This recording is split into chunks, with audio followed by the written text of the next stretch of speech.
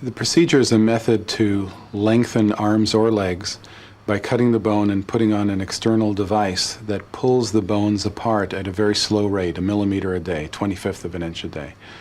And bone, being a living substance, grows as soon as you break it to heal itself. And we trick the bone by pulling it apart a small amount. The bone makes new bone to fill the gap, and we pull it a little more. And you do this over weeks and months, you can grow a fair amount of new bone. My name is Christopher Corey Connor. I am 16 years old. I had my first operation when I was 11 years old.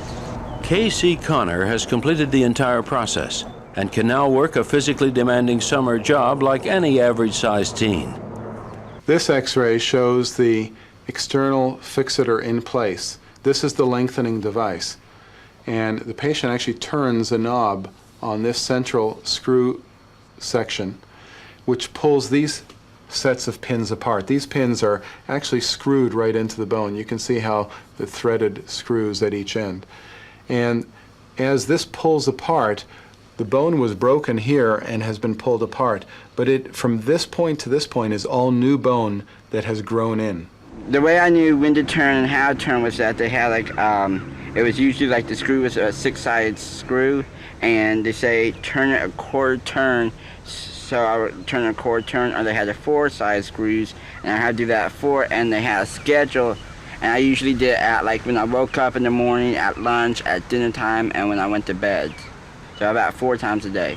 They had 3 big screws up here, and 3 up here, and then they had this bar that was right here where the pins were here, and then the part where you lengthen was right here. This small amount of lengthening the bone and the soft tissues can keep up with. If you went any faster, the patient would have pain and would develop all kinds of complications. By increasing their stature, and a lot of these patients you're taking from about 4 feet tall to 5 feet tall, you are normalizing their ability to function with objects in society, light switches, hanging up coats in a closet, using public phones and toilets. All of these things in our society are actually been designed around a minimum height of about 5 feet.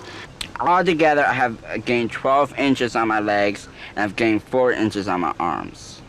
Their arms and legs are now of normal proportion. To the majority of the population, it's difficult to tell that they're achondroplastic.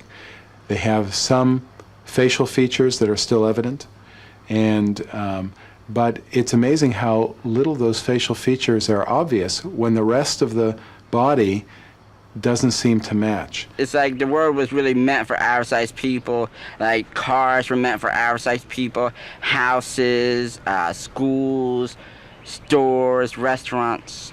I can reach things. I can drive a car regularly. I can use the facilities in public restrooms a lot easier, and it's worth it. I mean, it might take about 4 years out of my life, but it'll affect the rest of my life. The operation is very expensive and demands a multi-year commitment. It's not for everyone. But it was for another little person, Nicholas Sacco, an athletically gifted 8-year-old. The decision to do the procedure was motivated by his mother's desire to help him fit in. We first found out about Dr. Pele when Nicholas was 2 years old. He wanted to be just like everybody else. He has a lot of friends on our street that he needed to keep up with.